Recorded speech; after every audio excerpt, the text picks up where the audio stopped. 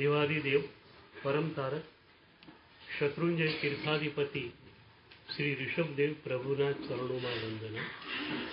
પૂજ્યપાદ સદગુરુદેવ અરવિંદ સુરી દાદાના ચરણોમાં વંદના. સ્વાનુભૂતિ એ આપણું લક્ષ્યાંક છે.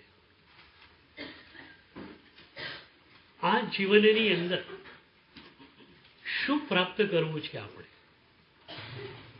માત્ર અને માત્ર સ્વાનુભૂતિ. પરની અનુભૂતિ અનંતા જન્મોમાં કરી છે. આ એક જ જન્મ આપણને મળ્યો છે જે માત્ર અને માત્ર સ્વાનુભૂતિ માટેનો છે. મહાપુરુષોએ કેવી કરુણા કરી, આપણને આપણું લક્ષ્યાંક તો પકડાવી દીધું, એ માટેનો માર્ગ પણ એમણે આપ્યો.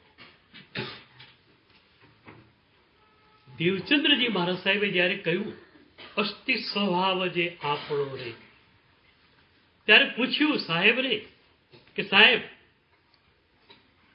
સ્વાનુભૂતિ બીઇંગ એ અમારું લક્ષ્યાંક છે, તો એને પામવા માટેનો માર્ગ કયો? નવમા સ્તવનમાં પૂજ્યશ્રીએ સાક્ષી ભાવ અને સમર્પિતતાની વાત કરી. સાક્ષી ભાવ અને સમર્પિતતા બે આપણને મળી જાય તો સ્વાનુભૂતિ આ રહી, ક્યાં દૂર છે? સાક્ષી ભાવ આપણને નિર્લેપ બનાવે. કોઈ પણ પરિસ્થિતિમાં કોઈ પણ પદાર્થો સાથે આપણો કઈ મેળાપ જ ન થાય, અટેચમેન્ટ આપણું ક્યાંય થાય જ નહીં, આપણે બિલકુલ નિર્લેપ રહીએ. અને સાક્ષી ભાવ સાધકને નિર્લેપ દશા આપે છે. સમર્પણ સાધકને નિર્ભાર દશા આપે છે. તમે સમર્પિત થઈ ગયા પછી you have not to do anything absolutely. તમારે કશું જ કરવું નથી. જે કરવું છે પ્રભુને સદગુરુ કરશે. એક શિષ્ય સદગુરુને સમર્પિત થયો પછી એ શિષ્ય શું કરવાનું છે? કશું જ કરવાનું નથી. જે પણ કરવાનું છે એ સદગુરુએ જ કરવાનું છે. અને એ સંદર્ભમાં તમારી સાધનાને હું બેકસીટ જર્ની કહું છું. ઓફિસર હોય, એને ક્યાંક બહાર જવું છે, શોફરને મોબાઈલ પર કહી દીધું ગાડી તૈયાર કર, એને ગાડીની રસ્તે પણ કરી નાખી. ઓફિસર જશે, પાછળની સીટ પર બેસી જશે, એ એનું કામ કર્યા કરશે, ગાડી દોડ્યા કરશે. આ બેકસીટ જર્ની તમારી પાસે છે. આટલી સરળ સાધના તમારી પાસે છે. ક્યારેક સમર્પણ આવી જાય ત્યારે. અને હું ઘણી વાર પૂછું છું કે સમર્પણમાં તમને અઘરું શું પડે છે? શું સોંપવાનું છે? તમારો બધાનો અનુભવ છે ને સમર્પણનો, કેટલી મજા આવે છે બોલો. સમર્પણમાં કેટલી મજા આવે બોલો. નિર્ભાર. ગુરુદેવ હમણાં જ ગયા મારા, પણ એમના ચરણોમાં હતો, બિલકુલ નિર્ભાર હતો. શું કરવું શું નહીં ગુરુ જાણે.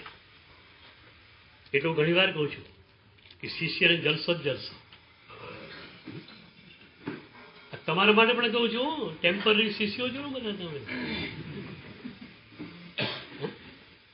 આ શિષ્યાઓ બધી નવી આવી ગયા. તો શિષ્યને જલસો જ જલસો છે. અને ગુરુને કદાચ ક્યારેક તકલીફ હોય, કદાચ મારા જેવો ગુરુ હતો ને, કારણ કે બધું ઉપરવાળાને સોંપી દઉં, હું નિર્ભાર. આવતી ક્ષણ માટે હું અપ્રતિબદ્ધ છું. વર્તમાન યુગ એટલો ગમી ગયો છે અને સ્પર્શી ગયો છે કે આવતી ક્ષણ માટે પણ હું અપ્રતિબદ્ધ છું. જે પર્યાય ખુલશે અને જોવાનો છે. કોઈ પણ પર્યાયમાં ઇન્વોલ્વ તો થવાનું છે જ નહીં, માત્ર પર્યાયને જોવાના છે. એકવાર સમર્પણ તમારી પાસે આવી ગયું, તમે નિર્ભાર છો. ગુરુ અને શિષ્ય ચેતનાના આ કાર્ય માટે ભગવદ્ ગીતાને આપણે ખાસ યાદ કરવી જોઈએ. અર્જુન શિષ્ય ચેતનાનું પ્રતીક છે. કૃષ્ણ ગુરુ ચેતનાનું પ્રતીક છે. અર્જુન જે રીજું છે, એકદમ સરળ છે, એ શિષ્યની બીજી કોઈ સજ્જતા જોઈતી જ નથી. આપણે એકદમ સરળ હોય, ક્રિસ્ટલ ક્લીન હાર્ટેડ, સ્ફટિક જેવું પારદર્શી હૃદય એનું છે. કશું એને ગુરુત્વ છુપાવવાનું નથી.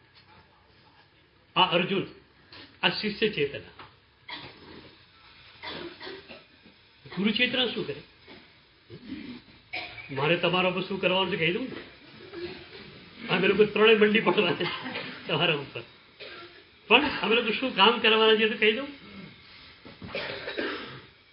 કૃષ્ણ, કૃષ્ણ ધાતુ ખેંચવાના અર્થમાં છે. જે તમારા હુંને ખેંચી નાખે એ કૃષ્ણ, એ ગુરુ. મારે એક જ કામ કરો, તમારા હુંને પડાવી લેવાનું. બોલો આપશો ને? પણ તમે ગંદુ હું આપો ને તો મસ્ત હું તમને આપવા તૈયાર છું. ઘણી વાર કહું છું કે તમારી પાસે ગંદુ મન છે, આપી દો પ્રભુને, આપી દો સદગુરુને. હું તો પોતે માઇન્ડ ટ્રાન્સપ્લાન્ટેશનનો અનુભવી ડોક્ટર છું. તમારે કોઈને પણ ટ્રાન્સપ્લાન્ટેશન કરાવવું હોય મગજનું, હું કરી આપું. તમારું ગંદુ મન આપી દો, સ્વચ્છ મન તમને મળી જાય. જોઈએ છે તો કૃષ્ણ એટલે ગુરુ. જે તમારા હુંને ખેંચી લે તે ગુરુ. હવે વાત એ આવી કે ગુરુનો કોલ શું છે તમારા તરફ, અને શિષ્યની પ્રતિબદ્ધતા કેવી છે. ગુરુનો એક મજાનો કોલ છે, ગુરુનું વચન, યોગક્ષેમમ વહામ્યહમ. યોગક્ષેમમ વહામ્યહમ. કોઈ પણ સાધનાની પ્રાપ્તિ હું તને કરાવી આપીશ. તારે માટે જે પણ જરૂરી સાધના હશે એ સાધના હું તને આપી દઈશ. અને એ સાધના માંથી તું ક્યારે ચ્યુત ન થાય એની કાળજી પણ હું રાખીશ. ગુરુ સંપૂર્ણતયા તમારી કાળજી લેવા માટે તૈયાર છે. સંપૂર્ણતયા, થોડી ઘણી નહીં. અમે લોકો સંપૂર્ણતયા તમારી કાળજી લેવા તૈયાર છીએ. યોગક્ષેમમ વહામ્યહમ ગુરુ કહે છે. પણ સામે શિષ્ય શું કહે છે? હું ઘણી વાર કહું છું કે ગુરુનું કામ તો ચાલુ જ હોય છે. ગુરુ તો તમને એક એક પ્રવચનમાં સાધના આપ્યા પણ કરશે, તમારી જૂની સાધનાને સંમાર્જિત પણ કર્યા કરશે, પણ તમે શિષ્ય ન હો તો કાંઈ મળવાનું નહીં. તો શિષ્યનું પ્રતિબદ્ધતા શું છે? કરીશ્યે વચનમ તવ. આ બે વચનોનો સેટ ભગવદ્ ગીતાએ આપણને આપ્યું. યોગક્ષેમમ વહામ્યહમ, ગુરુના તરફથી વાત. કરીશ્યે વચનમ તવ, શિષ્યના તરફથી ફૂલતી વાત. કરીશ્યે વચનમ તવ, પ્રભુ સદગુરુદેવ હવે જે પણ મને આજ્ઞા આપશો એ આજ્ઞા હું સ્વીકારવા તૈયાર છું. ઘણી વાર કહું છું કે શુભ ગુરુ જોગો તમને મળી ગયું, જય વીરા સૂત્રમાં તમે માગ્યું છે એ પ્રમાણે, તો પછી તમારી સાધના કઈ? એક જ માત્ર સાધના તમારી પાસે છે, અને એ છે તવ્યણ સેવન. ગુરુ જે વખતે જે આજ્ઞા તમને આપે એ આજ્ઞાને સ્વીકારવી એ જ તમારી સાધના. બીજી કોઈ સાધના તમારી પાસે છે નહીં. આપણો ભૂતકાળ જોઈએ તો મારે તો આંખમાં આંસુ આવે છે. કેવો ભવ્ય ભૂતકાળ હતો. ગુરુ એક એક શિષ્ય પર પર્સનલી કામ કરશે. અમે તમને બોલાવીએ, ખાલી શબ્દો આપવા માટે બોલાવતા નથી. અમે તમારો પણ એક મોટો ભ્રમ હોય છે. પ્રવચનમાં ગયા શું કરવા? શબ્દ લેવા માટે. અને એટલે જ કયા પ્રવચનકાર બહુ સરસ બોલે છે ત્યાં જઈએ.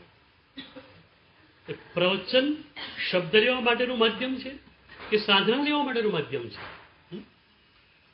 પ્રવચન માત્ર અને માત્ર સાધના લેવાનું માધ્યમ છે. અને કદાચ સાધના પર્સનલી તમારે લેવી છે તો સાધનાને માટે એની ભૂખ ઉત્તેજિત કરવા માટેનું માધ્યમ પ્રવચન છે. સાધના તે બે રીતે આપી શકાય છે. માસમાં બી ગુરુ આપે, પર્સનલી પણ આપે.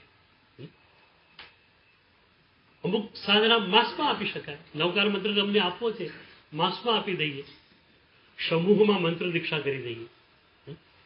અને તમારા માટેની સાધના છે પર્સનલી તમને આપીએ, તમે જ્યાં અટક્યા ત્યાંથી આગળ વધારીએ. દરેકનો સાધનાનો માર્ગ અલગ રહેવાનો. વડોદરાથી એક જણાએ પાલીતાણા આવવું છે, એક જણાએ ડીસા બાજુથી આવવું છે, બીજાએ ભુજ બાજુથી આવવું છે. મંજિલ એક જ છે, પાલીતાણા. માર્ગ બધાના અલગ રહેશે.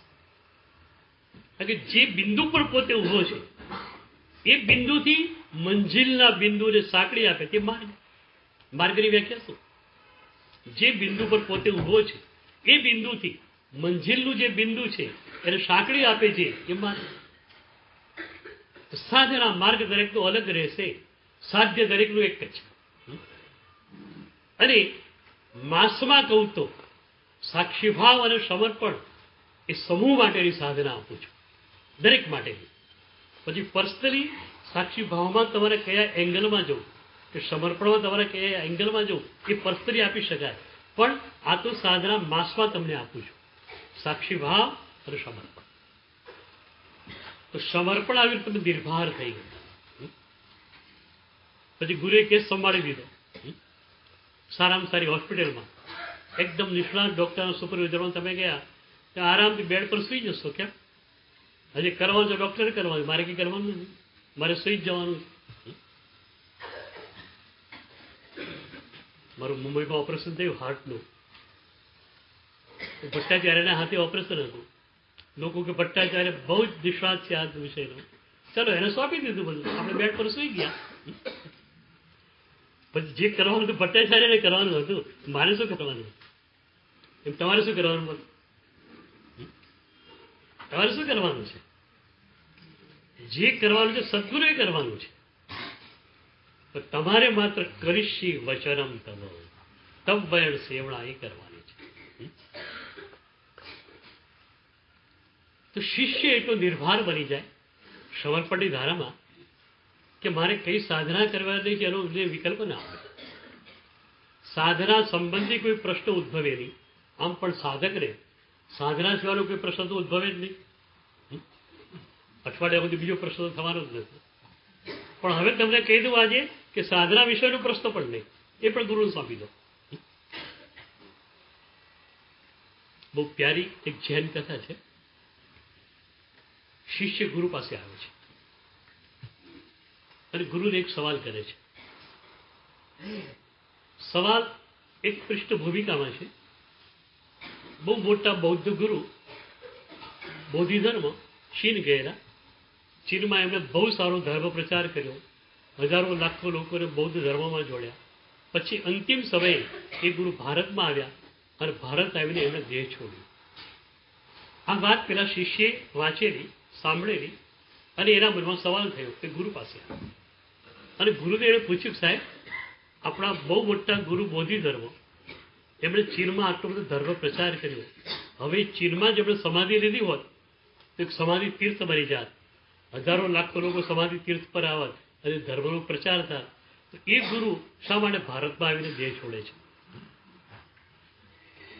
ગુરુ મનમાં હસે છે. ગુરુ કે હરામખોર ડફોડ, એ ગુરુએ ચીનમાં દેહ છોડ્યો હતો તારી સાધના કઈ વધવાની હતી અને ભારતમાં એમણે દેહ છોડ્યો તારી સાધના કઈ ઘટી ગઈ. સાધક તરીકે તારે નિસ્બત એની સાથે જ હોય, તારી સાધના સાથે. બોધિ ધર્મ ગુરુએ શું કર્યું બોધિ ધર્મ ગુરુ જાણે, તારે જાણવાની ક્યાં જરૂર છે? અને એમાં પણ તારી સાધના જોડે કોઈ સંબંધ કરો. એ ગુરુએ ચીનમાં દેહ છોડ્યો હોત તારી સાધના વધુ એકદમ ઉભરવાની હતી અને એમણે ભારતમાં દેહ છોડ્યો તારી સાધના એકદમ ઓછી ઉભરી.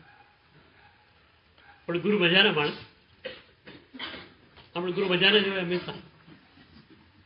તો ગુરુ કહે છે એક કામ કર, હું એકલો હોઉં ત્યારે મને આ સવાલ પૂછશે. બહુ મોટા ગુરુ ચેમ્બર આખી એમને ભરાયેલી જ હોય હંમેશા, એટલે એકાંત તો મળે નહીં.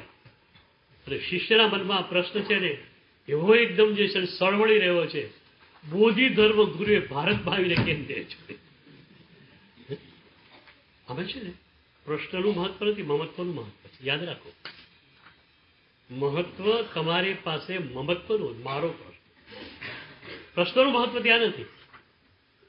ઘણી વાર જો સભાની અંદર કોઈ માણસ પ્રશ્ન પૂછે ને પછી એ આજુબાજુ વાળાને જોડે છે. પ્રશ્ન પૂછ્યા પછી આજુબાજુ વાળાને જોડે છે. એટલા માટે કે મેં પ્રશ્ન પૂછ્યો એનાથી મારા પ્રત્યે લોકોનો અભાવ કેટલો વધે. એટલે એ પ્રશ્ન અહંકારના સ્તરનો છે. એટલે એક વાર યાદ રાખો, અહંકારના સ્તરનો, કુતૂહલના સ્તરનો, જિજ્ઞાસાના સ્તરનો તમારો સવાલ હોય તો ગુરુ એનો જવાબ આપવા માટે તૈયાર પણ નથી. તમારો સવાલ માત્ર બુભુક્ષાના સ્તરનો હોય, ગુરુદેવ ગુરુદેવ મને બતાવો પ્રભુ કેમ મળે, આ જીવન પ્રભુ માટે છે, આ જીવન સ્વાનુભૂતિ માટે છે, ગુરુદેવ મને બતાવો મારે સ્વાનુભૂતિ કેવી રીતે મેળવવી. આવો બુભુક્ષાના સ્તરનો સવાલ હોય ને તો ગુરુ જવાબ આપે. તો પેલાના બોલા પ્રશ્ન સળવળે છે. હવે ગુરુ તો એકલા મળતા નથી, શું કરવું? પછી એને વિચાર આવ્યો કે સવારે 5 વાગે ગુરુ મોર્નિંગ વોક માટે જાય છે, તે વખતે એકલા હોય છે, તો ગુરુને પૂછી લઉં તો મોર્નિંગ વોકમાં સાથે આવવાની રજા આપે ને તો મોર્નિંગ વોકમાં સવાલ મારો પૂછી લો. એ સાંજે એને પૂછ્યું, સાહેબ તમે સવારે મોર્નિંગ વોક માટે જશો એનું સાથે આવી શકું? ગુરુ કે આવજે. મોર્નિંગ વોકમાં ગુરુ આગળ ચાલે, શિષ્ય પાછળ ચાલે.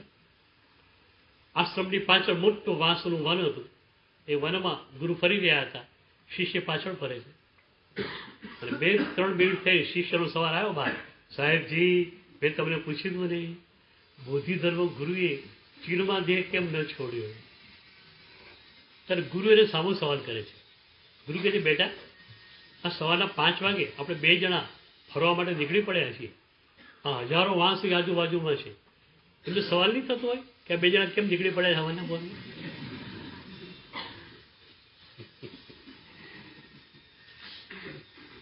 શિષ્ય કે સાહેબ એ વાંસના ઝાડને ક્યાં નહીં વિચારા. ગુરુએ જવાબ એટલે જ આપ્યો, તું પણ વાંસ જેવો થઈ જા. મતલબ કે નિર્વિકલ્પ થઈ જા. એટલે શિષ્ય માત્ર નિર્વિકલ્પ જ હોય છે. શું કરવું શું એ ગુરુ જાણે.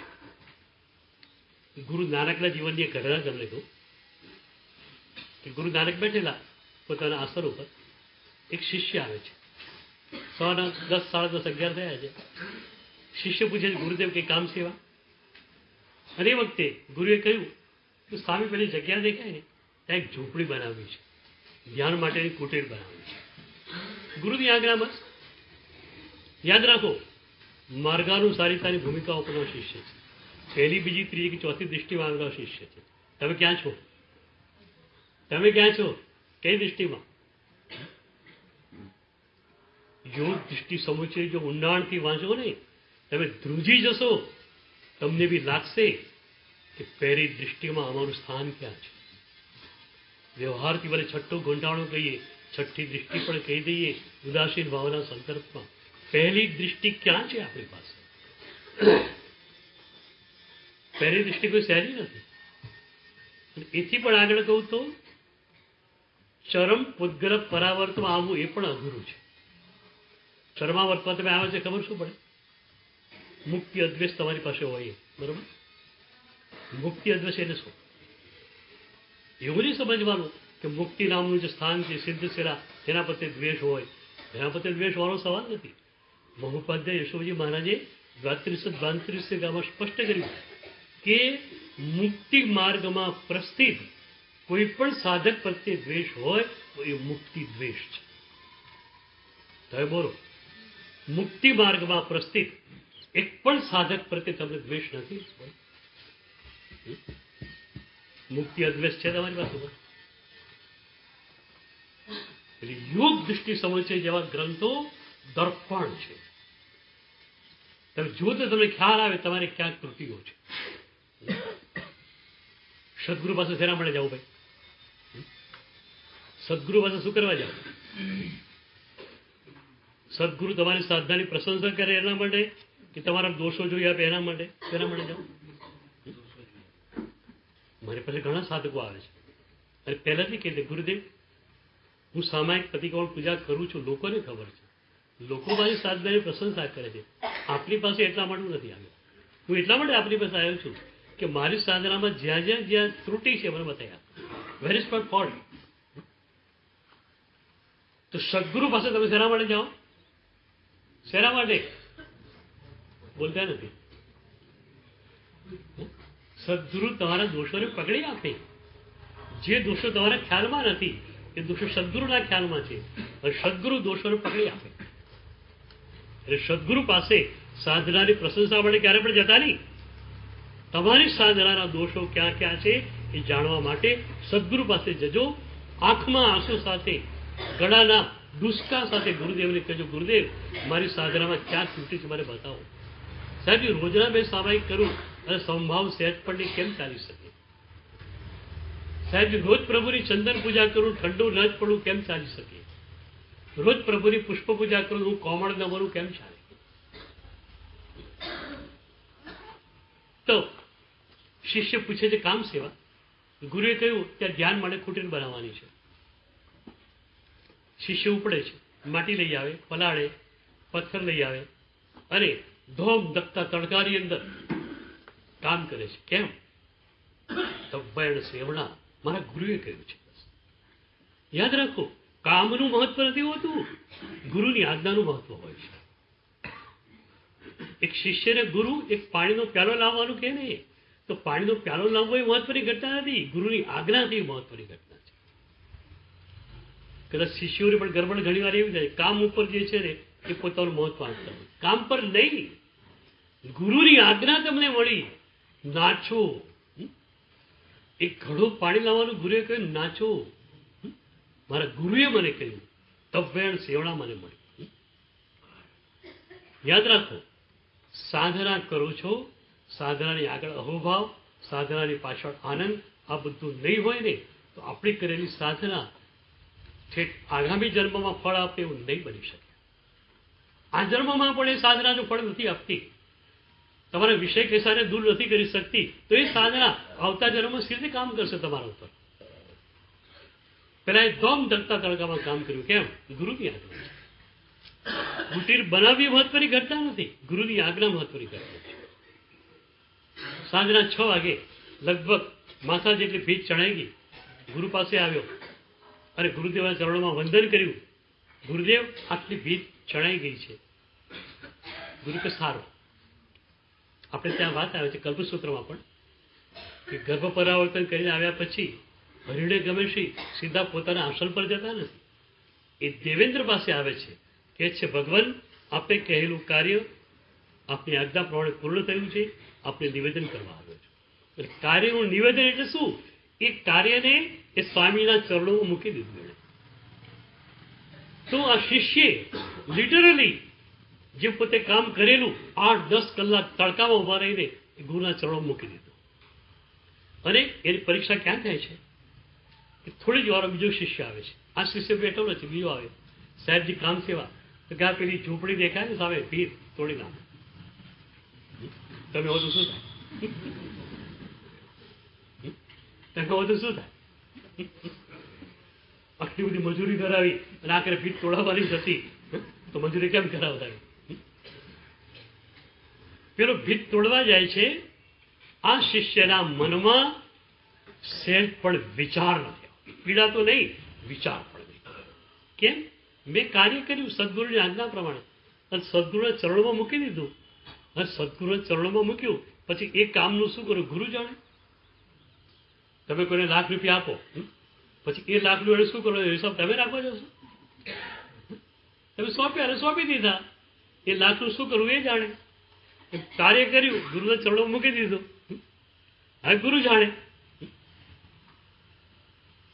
આ પહેલી કે બીજી દૃષ્ટિવાળા સાધકમાં જે ભાવધારા છે, ભાવધારા આપણી પાસે છે.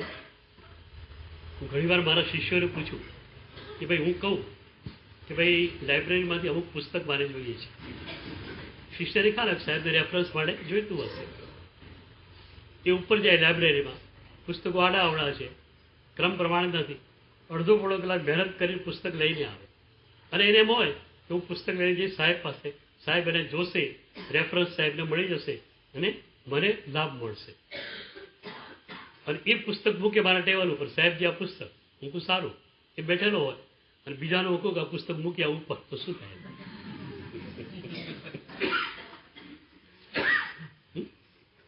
અહીંયા જ આપણે ભૂલી જઈએ છીએ. ગુરુએ કામ સોંપ્યું, તમે ગુરુના ચરણમાં કામ ફરી સોંપી દીધું, વાત ફરી થઈ ગઈ. બીજો દિવસ એ શિષ્ય ભીત ચડનારો ફરી ગુરુ પાસે આવે છે, સાહેબજી કામ સેવા. અને ગુરુ કહે છે હા, પેલી ભીત ચડવાની છે પાછી. બહુ મજાની વાત તો એ છે કે ગુરુ કારણ પણ આપવા તૈયાર નથી. એમ નથી કહેતા બેટા સાંજે તું આવ્યો ને ત્યારે મને એમ લાગ્યું કે આ ઝૂંપડી વચ્ચે નડશે ચોકમાં એટલે તોડાઈ નાખી, તો પછી રાત્રે મને લાગ્યું કે બીજું કોઈ એપ્રોપ્રિએટ જગ્યા નથી, ત્યાં જ બનાવવી પડશે, એટલે હવે તું બનાવી આપ. આવું કારણ પણ ગુરુ આપવા તૈયાર નથી. સીધી જ આજ્ઞા. ગુરુએ જો કારણ આપવું પડે ને કે બેટા આના માટે તારે જવાનું છે, બીજા કોઈ જઈ શકે એમ નથી, તું વિયાવચ માટે જા, તારા ઉપર મારી નજર છે, ત્યારે તમારી આંખમાં આંસુ આવે, ગુરુદેવ આપે કારણ શા માટે આપવું પડે? તમે તો આજ્ઞા કરો ખાલી, તારે જવાનું છે. આ ગુરુ ભૂમિકાને આપણે કેમ જરૂર પડે? એ સજ્જતા જોઈએ શિષ્યની. ગુરુ તો બધી રીતે વરસવા તૈયાર છે, શિષ્યની સજ્જતા ક્યાં? હું ઘણી વાર કહું ને, ગુરુ શક્તિપાત કરવા તૈયાર, તો શક્તિપાત ઝીલનારો તો જોઈએ કે નહીં પાછો આવે? એમ ગુરુ તો તૈયાર છે, શિષ્ય ક્યાંથી આવે? એટલે જ મેં પહેલા કહેલું કે બુદ્ધ જેવો શિષ્ય મળવો હોય ગુરુ માટે પણ એક સૌભાગ્યની ઘટના મનાઈ આપણી ભારતીય સંસ્કૃતિમાં. એવો એક શિષ્ય હતો કે જે ગુરુની આજ્ઞા પ્રમાણે બધું જ કરવા માટે તૈયાર હતો. ગુરુ કે બેટાનો ઉપવાસ તો ઉપવાસ, ગુરુ કે તડકે બેસવાનું તડકે બેસો, તમે કોઈ એમ કરી દો, મને સ્વાનુભૂતિ મળવી જોઈએ. તો શિષ્યત્વ પ્રગટ કરો. સમર્પણનો મતલબ શું? તમારા શિષ્યત્વને પ્રગટ કરવાનું છે. તમે સાધક તરીકે તો છો જ, પણ જો સાધના લેવા માટે આવ્યા છો તો શિષ્ય છો. હંમેશા સાધના ગુરુ જ આપે અને શિષ્ય જ લઈ શકે. યાદ રાખો, કોઈ સાધક બાધક સાધના લઈ શકે નહીં. માત્ર શિષ્યને જ અધિકાર છે કે સાધના લઈ શકે, અને ગુરુ શિષ્યને જ સાધના આપે. શિષ્યત્વ પ્રગટ કરો તમારું, અને શિષ્યત્વ એટલે સમર્પણ, બીજું કાંઈ જ નહીં. You have not to think absolutely. વિચાર પણ કંઈ કરવાનું નથી. ગુરુએ કહી દીધું ભીત ચડવાની છે, ફરી ચડાઈ ગઈ. સાંજે આવ્યો, સાહેબ આટલી ભીત ચડાઈ છે. ગુરુ બીજાને ભીત તોડી નાખે. ગુરુએ ભીત નહીં તોડી, શિષ્યનો રહ્યો સયો પણ અહંકાર તરત તોડી. ગુરુ આ રીતે તમારા ઉપર કામ કરવા માંગે છે. એટલે સદગુરુ કઈ રીતે આપણા ઉપર કામ કરે છે એને પણ આપણે સમજવું પડશે, અને સમજીશું અને એ સદગુરુની જે સાધના છે એને અંદર ઉતારીશું, જીવન પરિવર્તન થઈ જાય. હું તો કહું છું, આ અઠવાડિયાની સાધના તમારું પૂરા જીવનને બદલી નાખે, તમારી પૂરી લાઈફ ટાઈમ બદલાઈ જાય. કોઈને ખબર ના હોય તમે પારિત્રાણ શિબિરમાં જઈ આવેલા છો, એ મુંબઈ જાઓ, તમારી લાઈફ ટાઈમ રીતે બદલાયેલી હોય. પેલો પૂછે એ શું થયું, આમ આટલા બદલાઈ રહ્યા ને થયું શું? થયું શું? ત્યારે તમે કોઈક શત્રુંજય ગિરિરાજની છાયામાં ગયેલો, ત્યાંના વાઇબ્રેશન્સ મળ્યા અને ગુરુદેવની સાધના લીધી અને એના કારણે બદલાઈ ગયું. ટોટલી બદલાઈ જવું છે. સેંકડો પ્રવચનો સાંભળ્યા, જેવા આવ્યા હતા એવા જ ગયા છો અત્યાર સુધી. આ વખતે નક્કી કરીને આવ્યા છો બધા નવા શિબિરાર્થીઓ, ટોટલી બદલાઈને જવું છે. ટોટલી કે થોડા થોડા? તમારે બધાને તમારે શું કરવાનું છે? એમ મજા નથી ક્યાં? કેમ છો? એમ મજામાં છો તો બદલાવું છે, ટોટલી બદલાવું છે. યાદ રાખવું, આ શ્રામણ્ય પ્રભુનું મળ્યું છે મહાપુણ્યના ઉદય. આપણે ખ્યાલ બી નથી આવતો કઈ રીતે શ્રામણ્ય મળ્યું. હું તો ઘણી વાર કહું છું કે પ્રભુની કૃપા, સદગુરુએ આપણને જે પાછળથી ધક્કો માર્યો અને આપણે શ્રામણ્યની પગથારે આવી ગયા. આપણે કોઈ શક્તિ નથી કે આપણે શ્રામણ્યમાં આવી શકીએ. પ્રભુની કૃપા, માત્ર પ્રભુની કૃપાથી આપણે આવી ગયા છીએ. દીક્ષા પ્રભુએ તમને આપી છે. તમે લીધી એવું નહીં માનતા હો. ક્યારે કહેતા નહીં 6 વીઘેનો ત્યાગ કર્યો, મારા સગાવાળા ના પડતા હતા પણ હું અણનમ રહી અને મને દીક્ષા મળી ગયું, કહેતા નહીં કોઈ દિવસ. તમે દીક્ષા નથી લીધી, પ્રભુએ તમને દીક્ષા આપી. તો પ્રભુએ શા માટે દીક્ષા આપી જાય બોલો? તમારા જીવનને પૂરેપૂરું રૂપાંતરિત કરવા માટે. તમારે પણ પૂરેપૂરું જીવન રૂપાંતરિત કરીને જવું છે. રાગ, દ્વેષ, અહંકાર બધું મૂકી જવું છે. મારી પાસે બેગ બહુ મોટી છે, તમારે જેટલો કચરા હું નાખી દેજો. મારે જેમ ગુરુ પૂજનમાં તમારે કચરા સિવાય કાંઈ ના જોઈએ. અમે નોટોનું અમારે બનતું કે મહત્વ હોતું નથી, તમારી સોનામોનું અમારે કોઈ મહત્વ હોતું નથી. અમારે તો જોઈએ માત્ર તમારો કચરો. ગુરુ દક્ષિણામાં તમારો કચરો માત્ર અમારે જોઈએ.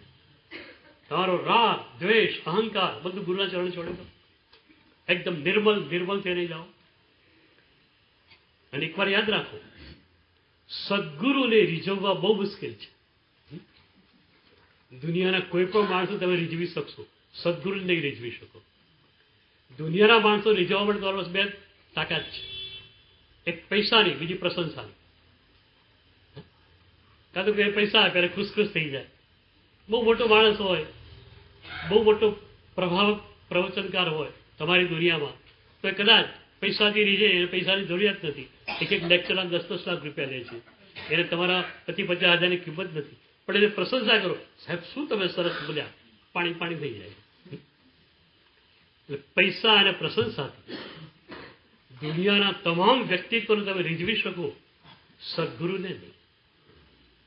સદગુરુને રીઝવવા બહુ મુશ્કેલ છે. સદગુરુ રીઝે કઈ રીતે? એક જ રીતે, તમારા જીવનમાં પરિવર્તન આવે, સદગુરુ રાજી. બાકી તમે સોના મોનો ઢગલો કરો, ગુરુ કહે નાખી દે, પેલા ડબ્બામાં નાખી દે, તારે નાખવું હોય, મારે કંઈ જોઈએ નહીં. સદગુરુને રીઝવવા માટેની એક જ આપણી પાસે ચીજ છે, આપણા જીવનનું સંપૂર્ણ ત્યાં પરિવર્તન. છ તૈયાર. તમારા મનનું ટોટલી પરિવર્તન કરવું છે. હૃદય આખું બદલાઈ જવું જોઈએ.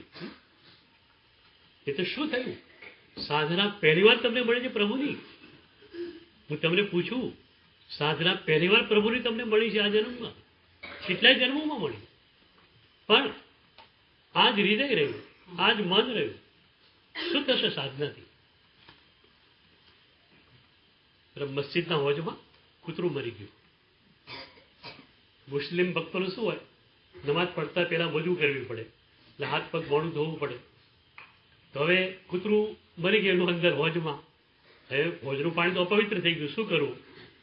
તો મુસ્લિમ ભક્તો મૌલવી પાસે ગયા. મૌલવીએ વિચાર કર્યો, સારું હોજ આમ તો મોટો છે, પણ કૂતરું અંદર મરી ગયેલું હોય, ભલે એને કાઢી નાખીએ તો પણ દૂષિત પરમાણુ અંદર રહી જાય. એટલે મૌલવી વિચાર કરીને કહ્યું, એમ કરો 100 બાલટી પાણી હોજમાંથી બહાર કાઢી નાખો. મૌલવીનો વિચાર બરોબર હતો કે 100 બાલટી પાણી તો ફેંકવો એટલે શું થાય? હોજનું પાણી આમ તેમ થઈ જાય, એટલે બધા જે દુર્ગંધી પરમાણુ છે નીકળી જાય, પાણી સ્વચ્છ થઈ જાય. પેલા ભક્તો તો મંડી પડ્યા, 100 ને બધે 200 બાલટી પાણી કાઢી નાખી. મૌલવીજી આવ્યા નમાજ કરવા. અરે ગંદ કેમ આવે છે હોજમાંથી? શું કર્યું તમે? અરે સાહેબ તમે કીધું 100 બાલટી પાણી કાઢો, 200 બાલટી પાણી કાઢી. અરે પણ કૂતરું તો અંદર છે. હા સાહેબ તમે ક્યાં કૂતરું કાઢવાનું કીધું? હું તો કહી દઉં કૂતરું કાઢવાનું. અનંતા જન્મમાં ભૂલા થઈ, રાજ દ્વેષ અહંકારનું કૂતરું અંદર રહ્યું. અરે ક્રિયાની થોડી બાલટી પાણી બહાર કાઢી નાખે, આટલી ક્રિયામાં કરી દીધી. કૂતરું ક્યાં છે? તો કહું, રાગ દ્વેષ અહંકારને દૂર કરવા છે. ગુરુએ પેલાના અહંકારને તોડી નાખ્યો. આખો દિવસ મહેનત કરેલી, ભીતો ચડેલી, ગુરુ તોડાવી નાખે. તો ગુરુ ભીત તોડાવતા નથી, એના અહંકારને તોડી રહ્યા છે. બોલો, આવી રીતે ગુરુને ક્યારે માણ્યા છે તમે? ગુરુ ક્યારે કહે નારાયક બહાર નીકળી જા, એક તમને લાગે? આ ગુરુ ઇન્સલ્ટ નથી કરતા, ગુરુ મારા ઉપર કૃપા વરસાવી રહ્યા છે. આ ગુરુ નાલાયક કોને કે છે? જે અંદર મારો કામ ક્રોધ બેઠેલો છે એને કે છે. અને મારે એને કાઢીને પછી ઉપાસનામાં જવું જોઈએ. આવું તમને ક્યારે ફીલ થાય? તો સાક્ષી ભાવ અને સમર્પણ આ બે આપણી પાસે આવી જાય તો સ્વાનુભૂતિ દૂરની ઘટના નથી. પણ પહેલી વાત, સ્વાનુભૂતિ જોઈએ છે કે પરથી કંટાળે છે? પરથી કંટાળે છે? નથી કંટાળે.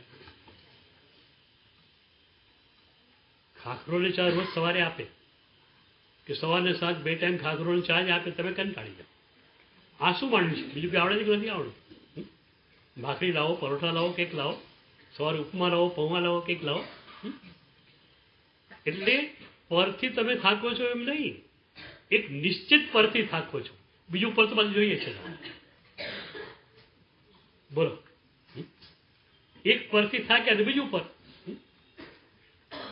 મહેલમાં રહેલો માણસ થાકશે ને હિમાલય જશે, અને હિમાલય થાકશે ને પાછું મહેલમાં આવશે. આખરે તો પરનું પર જ છે. આખરે પરનું પર જ છે. એટલે મારે તો એવું પૂછવું છે, પરથી કંટાળ્યા છો? બોલો. તો સ્વાનુભૂતિનો માર્ગ પર તમે ચાલશો એ તો હું બતાવીશ.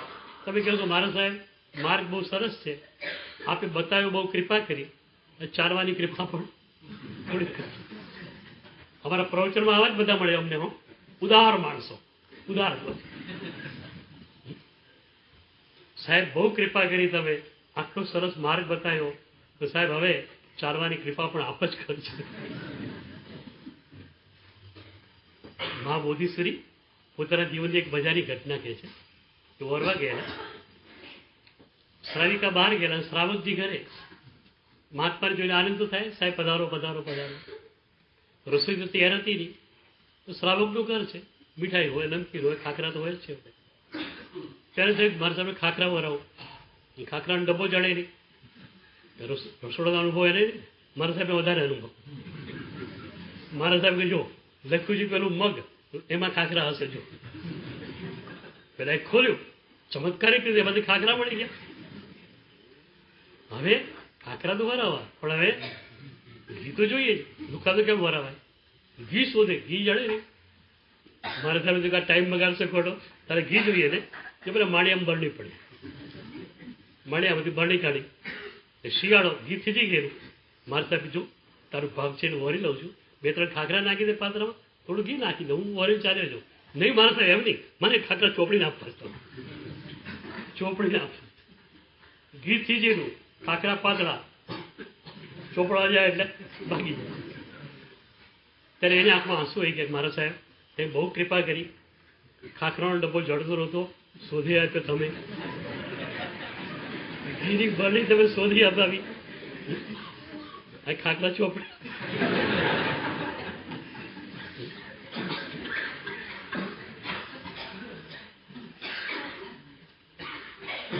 અત્યાર સુધીના પ્રવચનો આવું જ કર્યું છે.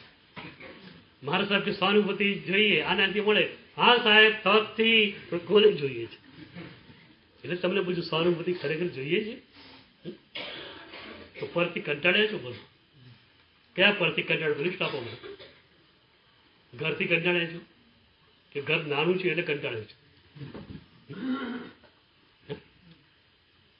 મુંબઈમાં રહો છો, પણ અમુક એવા એરિયામાં રહો છો કે વાલકેશ્વરમાં જવું છે, એટલે એ એરિયાનું મકાન ખૂચે છે. કેમ? મકાન તરીકે ખૂચતું નથી, પણ આ એરિયામાં એ માટે ખૂચે છે. વાલકેશ્વરમાં આવતી મકાન જોઈએ જ છે. બરોબર? ખરેખર પર ખૂચ્યું તમને? કેટલા પર તમને ખૂચ્યા? બોલો, કેટલા પર ખૂચ્યા? તો ગુચ્ચારો, તમારો ફ્લેટ રાખો, તમારી કાર રાખો, બધું જ રાખો. વધુ પડતી આસક્તિ એમાં ન કરવી. એટલે પરની અનુભૂતિ ગઈ. પરનો ત્યાગ નહીં, પરના અનુભવનો ત્યાગ, એ અમારે ત્યાં વાત છે. પર પદાર્થો ભલે રહ્યા, એમાં રાગત દ્વેષાત્મક અનુભવ ન થવો જોઈએ. સંસારી માણસ છો, શેલ્ટર માટે ઘર જોઈએ, ઘર રાખી લીધું. પૈસા પણ જોઈએ, દીકરાને સારું શિક્ષણ આપવું છે, સંસ્કાર આપવા છે, પૈસા પણ જોઈએ, વાંધો નહીં. પણ એની અંદર વધુ પડતી આસક્તિ ન હોય, આવું તો કરી શકો. આ જ આપણો ખુદગલ અનુભવ ત્યાં જ છે. અને આ જ આપણી સાક્ષી ભાવની આખી યાત્રા છે. એક બાજુ સમર્પણની યાત્રા, બીજી બાજુ સાક્ષી ભાવની યાત્રા, સ્વાનુભૂતિ મળી જાય. તો આજે કહ્યું તેમ સમર્પણ શું કરે? તમને નિર્ભાર દશા આપે. સાક્ષી ભાવ શું કરે? નિર્લેપ દશા આપે. એ બધાની વચ્ચે રહેવા છતાં કશાથી લેપાવ. બોલો, તમે વધારે ઘર જોયેલા હોય ફ્લેટો મુંબઈના કે મારા સાહેબ વધારે જોયેલા હોય? અમારા સાધુ વધારે જોયેલા હોય. એ સાધુ પૂછતો જ ખરા, સાહેબ બહુ સરસ લક્ઝુરિયસ ફ્લેટ કરો લાગ્યો તમને. એ કે લક્ઝુરિયસલી કામ માણે છે, ફ્લેટ કેવો મને ક્યાં ખબર છે, મારે તો કાલે વોરવા જવાનું હતું, વોરી લીધું. અમારે ત્યાં સુધી કહ્યું છે, વોરવા જનાર સાધુ હોય, શ્રાવિકા માતા વોરાવતી હોય ત્યારે એ શ્રાવિકા માતા ચમચીને કાચા પાણી વગેરેમાં ન નાખી દે, એટલે એ શ્રાવિકા માતાના આંગળી સુધીના હાથ સુધી નજર રહે. એ હાથમાં બંગડી છે કે નહીં એ ખ્યાલ સાધુને ન હોય. માત્ર ભગવાનની આજ્ઞા પાડવા માટે, ગુરુશ્રી અનિષ્ઠીય ન થઈ જાય એના માટે એ બહેન ક્યાં કાચા પાણીનો સ્પર્શ નથી કરી નાખતી રે, એ જોવા માટે આટલી આંગળી સુધીના હાથ પર નજર નાખે. એના કાંડામાં એને બંગડી પહેરી છે, સોનાની છે, કેવી છે કેવી નહીં, એનો ખ્યાલ સાધુને ન. પરમાં જવા છતાં પરના અનુભવનો ત્યાગ છે. અને સાધુ મજામાં કેમ છે બોલો? અમે સાતામાં, તમે સાતામાં? ભાઈ સાતામાં કોણ? અમે સાતામાં. Evergreen, ever fresh. કેમ સાતામાં છીએ? આ જ કારણ કે પરના અનુભવનો ત્યાગ છે. એટલે આજે જરા વિચાર કરજો કે પર ખરેખર ખટક્યું છે. પરનો ત્યાગ ભલે હમણાં ન થાય, પરના અનુભવનો ત્યાગ કરી દો. પરમાં જે વધુ પડતી આસક્તિ છે, પર પ્રત્યે વધુ પડતો દ્વેષ છે, કારણ કે રાગ બધા દ્વેષ થવાનો છે. એક વસ્તુ તમને બહુ ગમે છે, એટલે ઘડિયાળ જ છે નાનકડી, બહુ ગમે છે, તો એ કોઈ લઈ જાય તેના પર દ્વેષ તમને થવાનો છે. રાગ હશે તો દ્વેષ આવશે. અને અહંકાર તો લઈને જ બેઠા છીએ આપણે. 24 કલાક અહંકારની ધારા તો ચાલે જ છે. એ રાગ દ્વેષ અને અહંકારની ધારાનો ત્યાગ એટલે સાક્ષી ભાવની ધારા. અને એ સાક્ષી ભાવની ધારામાં આગળ જવા માટે સમર્પણ આપણને ઉપયોગી થઈ જાય. એ આપણા અહમને બિલકુલ બિલકુલ બિલકુલ પ્રભુમાં અને ગુરુમાં ડૂબાડી નાખે. એ સમર્પણને સાક્ષી ભાવની વાત આપણે આપણી સાધનામાં પણ જોવી છે. કારણ જ્યાં સુધી વિચારો રહેશે, વિકલ્પો રહેશે, ત્યાં સુધી તમારા વિકલ્પો પર તમારો કાબુ નથી અને વિકલ્પો તમને પરમાં જ લઈ જશે.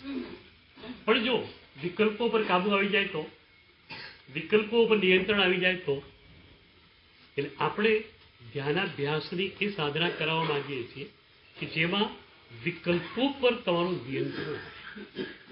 અત્યારે છે ને સ્વિચ ઓન કે ઓફ કરી બીજાના હાથમાં, તમારા હાથમાં નથી. તમારા હાથમાં સ્વિચ બોર્ડ આવી જાય, તો આપી દઉં. એના માટેની સાધના શરૂ કરીએ. થિયોરિકલ તો આપ્યું હોય, પ્રેક્ટિકલ આપવું પડશે. શરીર ટકતા, આંખો બંધ,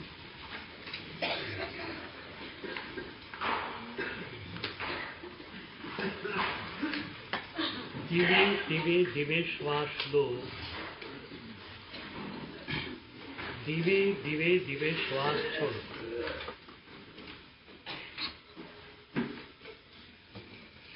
ધીમે ધીમે ધીમે શ્વાસ લો.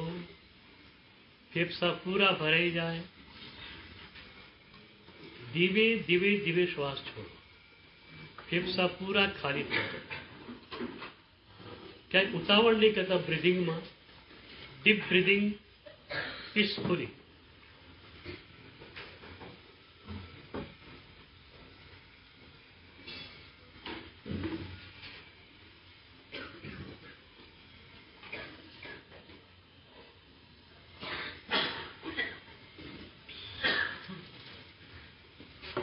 હવે શ્વાસ લો છો ત્યારે મનને સજેશન આપો. આજુબાજુના મહાપુરુષોએ છોડેલા સમત્વના આંદોલનોને તમે ઝીલી રહ્યા છો. અને શ્વાસ છોડો ત્યારે તમારી ભીતર રહે ક્રોધને, અહંકાર વગેરેને તમે છોડી રહ્યા છો. આવી એક સજેશન મનને આપો.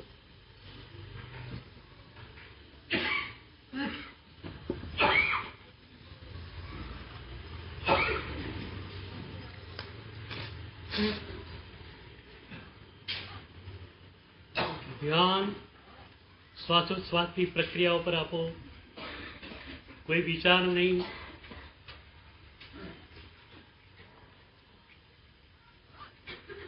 એકાગ્રતા એ જ ધ્યાનનો પાયો છે. એકદમ એકાગ્ર,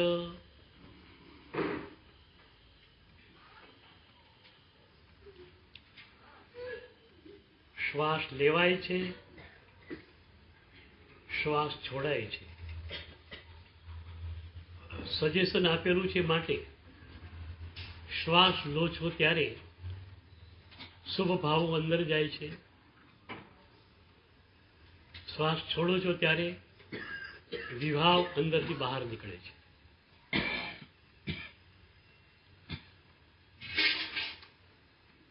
આ આપણી જૈન ધ્યાન પ્રક્રિયાનું પહેલું ચરણ ભાવ પ્રાણાયામ છે.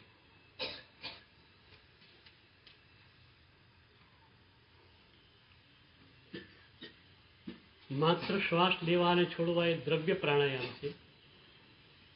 શ્વાસ લેવા અને છોડવાની સાથે અંતર્ભાવ લેવો, બહિર્ભાવ કાઢવો એ ભાવ પ્રાણાયામ છે.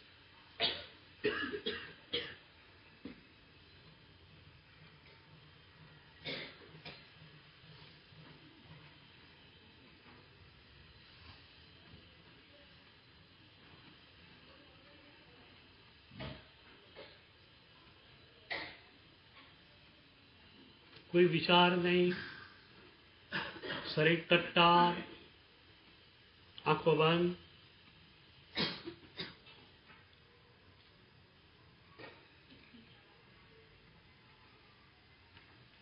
શ્વાસ લેવાઈ રહ્યો છે, શ્વાસ છોડાઈ રહ્યો છે.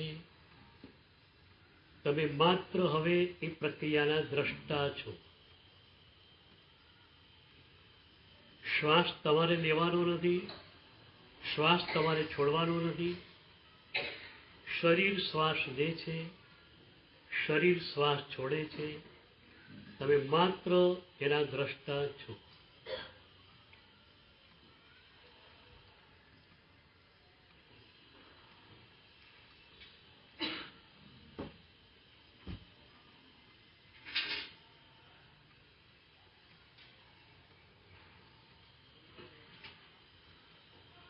થોડી મિનિટો એકદમ સ્થિર ભાવ પ્રાણાયામ.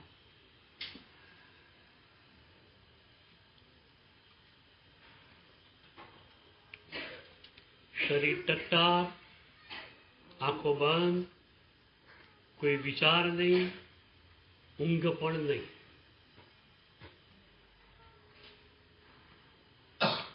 માત્ર જાગૃતિપૂર્વક શ્વાસ લેવાય છે, છોડાય છે એને જોવાની પ્રક્રિયા. 3 મિનિટ એકદમ એકાગ્ર બની જાઓ.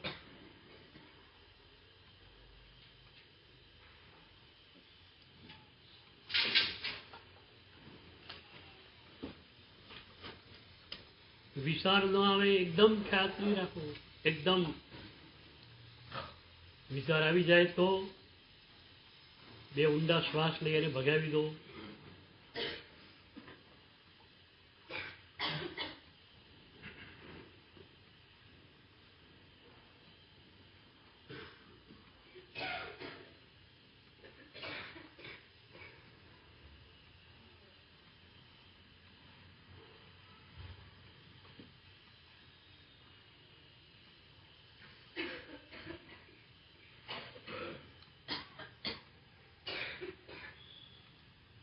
બે મિનિટ એકદમ સજગતા, હોશ.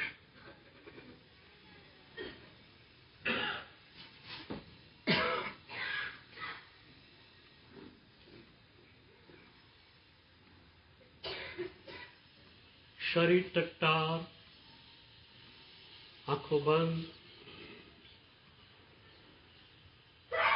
વિચાર ન આવી જાય એનો ખ્યાલ રાખો. માત્ર શ્વાસ આવે છે, જાય છે એ પ્રક્રિયાના તમે દ્રષ્ટા છો.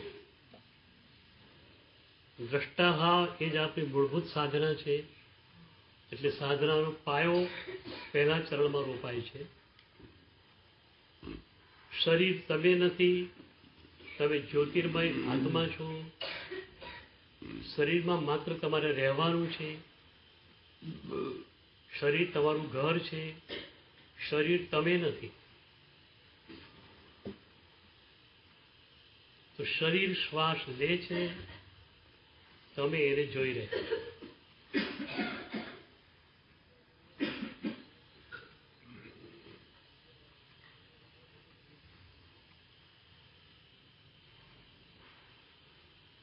સેકન્ડ એકદમ હોશ, ભાવ, પ્રાણાયામ, એકદમ એનર્જી તમને મળશે. સમભાવ તમારી અંદર ગયો છે, વિભાવ થોડો બહાર નીકળ્યો છે. એની એક એનર્જી, એની એક તાકાત તમે અનુભવી શકશો.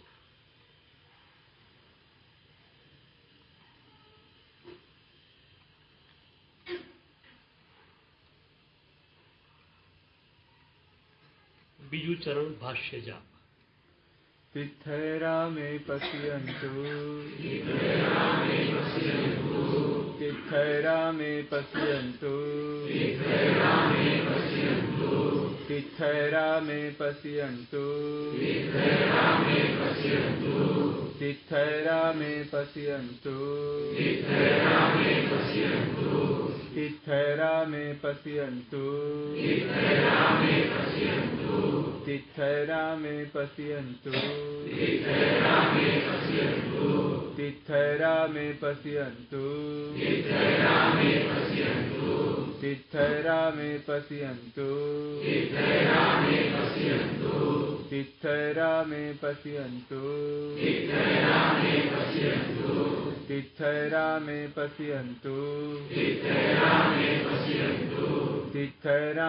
પશ્યન્તુ, તિથૈરા મે પશ્યન્તુ, તિથૈરા મે પશ્યન્તુ, તિથૈરા મે પશ્યન્તુ, તિથૈરા મે પશ્યન્તુ, તિથૈરા મે પશ્યન્તુ, તિથૈરા મે પશ્યન્તુ. ત્રીજું ચરણ માનસ જાપ. તિથૈરા મે પશ્યન્તુ પદનો મનની અંદર જાપ કરો. એકદમ એકાગ્રતા. તમારું મન સંપૂર્ણતયા એ પદ સાથે લાગી જવું જોઈએ.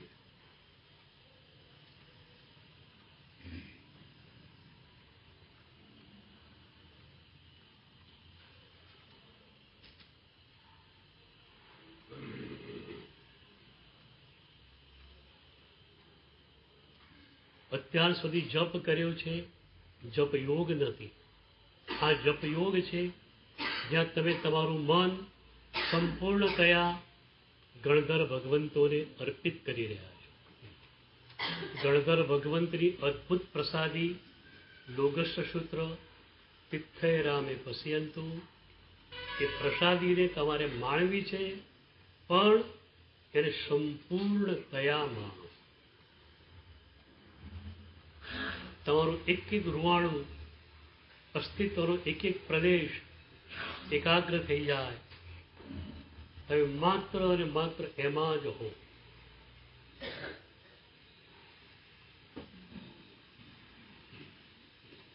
આ એકાગ્રતા મળશે તો ચોથું ચરણ વાસ્તવિક થશે.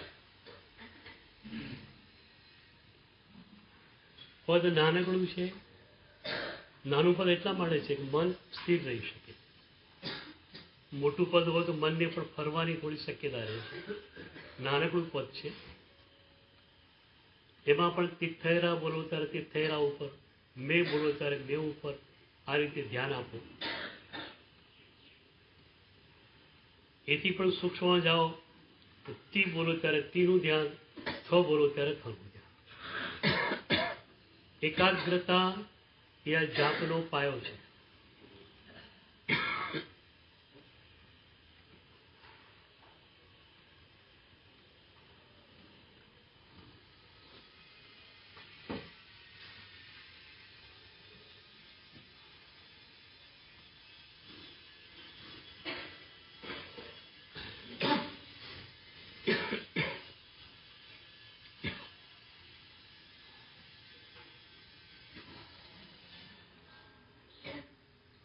કોઈ વિચાર ન આવે. વિચાર આવે તો 2 ઊંડા શ્વાસ લઈને ભગાવી દો. ટટ્ટાર શરીર હશે તો ઊંઘ પણ નહીં આવે. ઊંઘ આવે છે એવું લાગે તો આંખ ખોલી પટપટાવી પાછી બંધ કરી દો. જાગૃતિ સંપૂર્ણતયા રાખવાની છે. અત્યાર સુધી તમારા મને 2 જ કામ કર્યા છે, યા તો વિચારો કર્યા કરવા, થાકી યા તો ઊંઘી જવું. આજે એ મનને આપણે 3જું કામ સોંપી રહ્યા છે, જાગૃતિનું. તિથૈરામે પશ્યંતુ પદ અંદર જપાયા કરે છે, રટાયા કરે છે. તમે માત્ર એના સાક્ષી છો, પણ એ પદમાં જ તમારે તમારી ચેતનાને સ્થિર કરવાનું છે. તમારો ઉપયોગ બીજે ક્યાંય જવો ન જોઈએ. કોઈ યાદ નહીં. વિકલ્પો ઉપર નિયંત્રણ મેળવવાની આ પ્રક્રિયા છે અને 100માં ઉતરવાની આ પ્રક્રિયા છે. શરૂઆતમાં વિકલ્પોનું નિયંત્રણ આપણે કરીશું અને જેમ જેમ સાધના ઘૂંટાશે એમ સ્વની અંદર આપણે પ્રવેશીશું. પ્રભુએ કહેલી આ મજાની ભાગવતી સાધના હવે તમારે કોઈ પણ ધ્યાન પદ્ધતિ માટે બહાર જવાની જરૂર નથી. કોઈ પણ પદ્ધતિ આપણે માત્ર આપણી પદ્ધતિ જે છે એ પ્રમાણે ધ્યાન કરવું છે.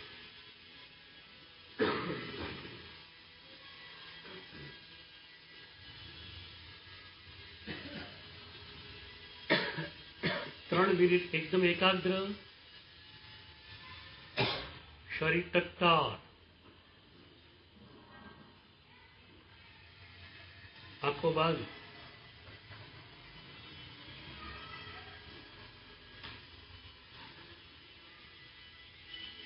ત્રીજું ચરણ માનસ જાપ.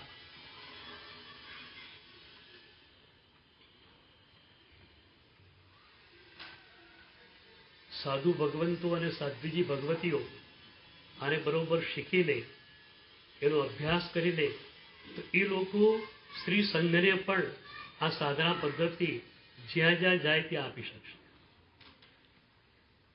તેરાપંથની પ્રેક્ષા સાધના છે. તેરાપંથની એક પણ સાધ્વીજી જ્યાં હોય ત્યાં પ્રેક્ષાની શિબિરો કરાવતી હોય છે. આપણે માત્ર પ્રભુએ આપેલું ધ્યાન કરવું છે. એકાગ્રતા, માનસ જાપ. બરોબર જોઈ લો, મન બીજે ક્યાંય જતું નથી. ને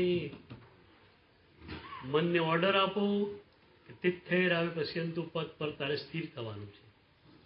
અત્યાર સુધી કદાચ મને તમારી આજ્ઞા નહીં માની હોય, આજે તમારી આજ્ઞાને મન માનશે અને એટલે જ હું મનને ઓબિડિયન્ટ સર્વન્ટ કહું છું, આજ્ઞાંકિત સેવક.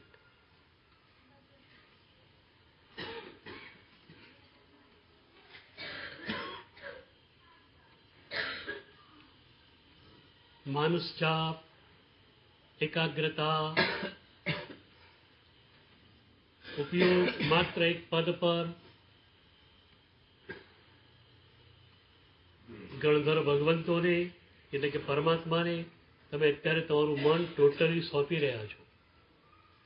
નવકાર મંત્ર લાખો જપ્યા, પણ પ્રભુને મન આપ્યું નહોતું. હોઠે નવકાર મંત્ર જપેલા. આજે તમે ગણધર ભગવંતોને, પ્રભુને તમારું મન સંપૂર્ણ ત્યાં અર્પિત કરી રહ્યા છો. માનસ જાપની મુખ્ય વસ્તુ આ છે કે આપણા મનને પ્રભુના ચરણોમાં સમર્પિત કરવું. જે મન માત્ર વિભાવમાં રહેતું હતું એ મનને પ્રભુના ચરણે તમે સોંપો છો. છેલ્લી 1 મિનિટ સઘન ધ્યાન.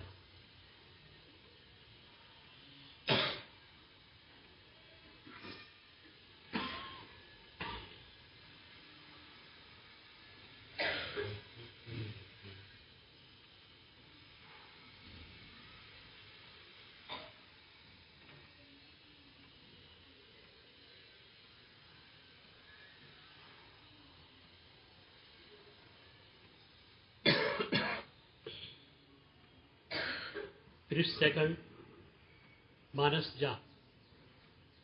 એકદમ એકાગ્ર થઈ જાઓ.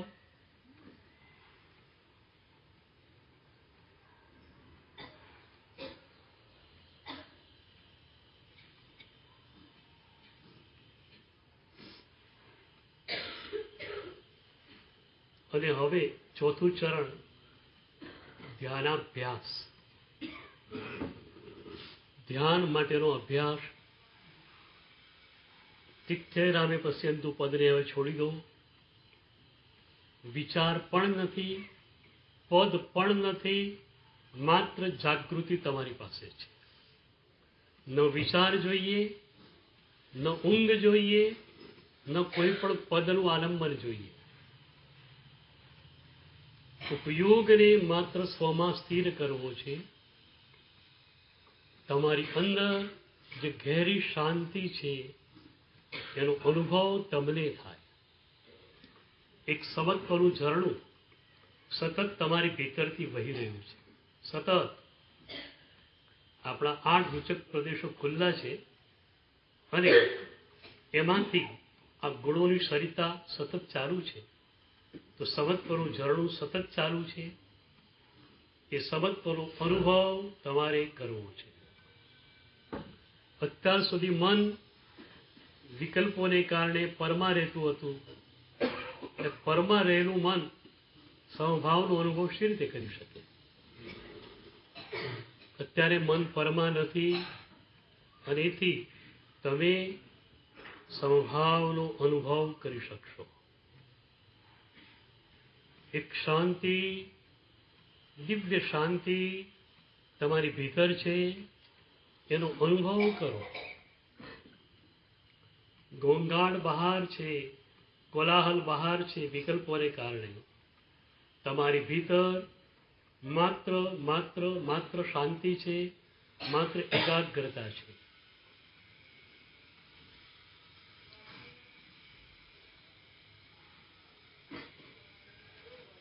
શરીર ટટ્ટાર, આંખો બંધ.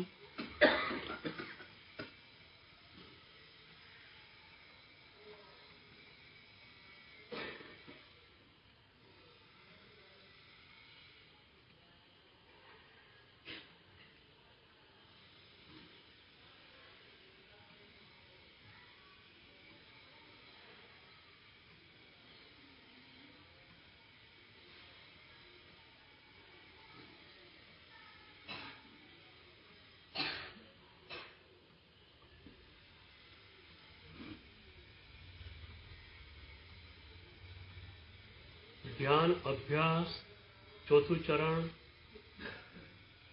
કોઈ પદનું આલંબન નથી, કોઈ વિચાર નથી, નિદ્રા નથી, માત્ર જાગૃતિ છે. તમે જાગૃત છો, એકાગ્ર બન્યા છો અને એટલે તમારા ભીતરના સમત્વને, એ સમત્વને કારણે પથરાયેલ શાંતિને, આનંદને તમે અનુભવી રહ્યા છો. એક દિવ્ય શાંતિ તમારી ભીતર છે,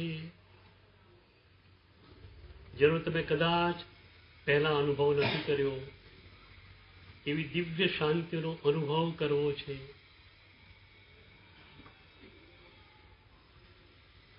નશીબાશ નહીં થતા. પહેલી વારે કદાચ અનુભવ ઓછો થશે, પણ અત્યારે એક કામ તો તમે કરો કે મનને પરમાં જતું અટકાવો, વિચારોમાં જતું અટકાવો. આટલું કામ કરી લો. શરીર ટટ્ટાર, આંખો બંધ અને મન વિચારોમાં ન જાય, આટલું તમે કરી લો. અને જો મન પરવા નહીં જાય તો સ્વમાં રહેશે. એટલી બધી ચોકી તમારી પોતાની તમારા મન પર જોઈએ કે એક પણ વિચાર અંદર ઘૂસી રહી જાય. તમે જ તમારા મનના વોચમેન છો. અત્યારે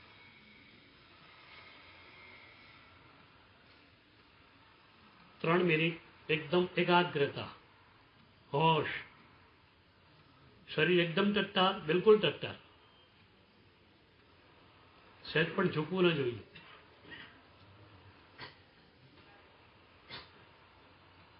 કોઈ વિચાર નથી, કોઈ પદ નથી, માત્ર જાગૃતિ છે. તમારે કંઈ કરવાનું નથી. ધ્યાન એટલે બીઇંગ છે. આ ધ્યાનનો અભ્યાસ છે, એમાં પણ બિઈંગ જ છે. ડુઈંગ આમાં કંઈ છે જ નહીં, કશું કરવાનું નથી. ડુઈંગ આટલું જ કે મન પરમાં જાય તેને અટકાવો, આટલું ડુઈંગ છે.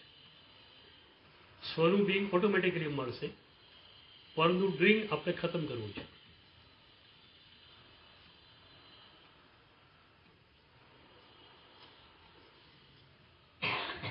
તમે શાંત છો. મારે કોમેન્ટ્રી પણ એટલા માટે આપવી પડે તમે ઊંઘી ન જાઓ. બાકી જેમ જેમ તમારી સાધના આગળ વધશે એમ મારી કોમેન્ટ્રી પણ ઓછી થતી જશે. તમે શાંત છો, એકદમ પ્રશાંત છો. એ શાંતિનો અનુભવ કરો.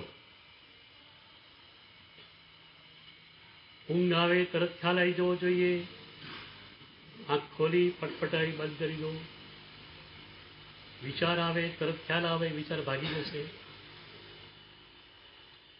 વિચાર વિહીન, નિદ્રા વિહીન સ્વસ્થ જાગૃતિ આપણને જોઈએ છે.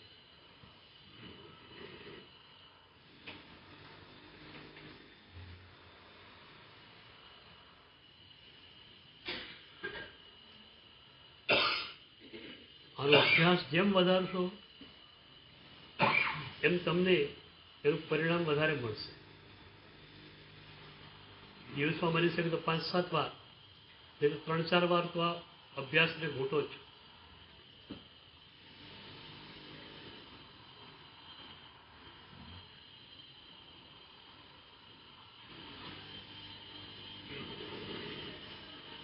છેલ્લી 1 મિનિટ એકદમ હોશ, જાગૃતિ. મનને પરમાં ન જવા દો. તમારું ડુઈંગ આટલું જ છે કે મનને પરમાં જતું રોકવું. પછી બિઈંગ ચાલ્યા કરશે, બિઈંગ ઓટોમેટિકલી આવશે.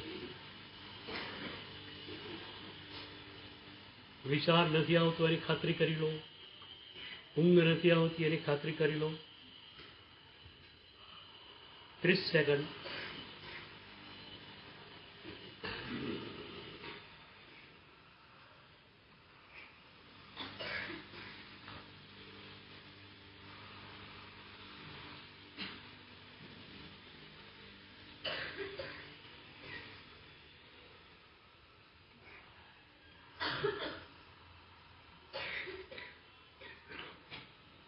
આંખો ખોલી શકો છો.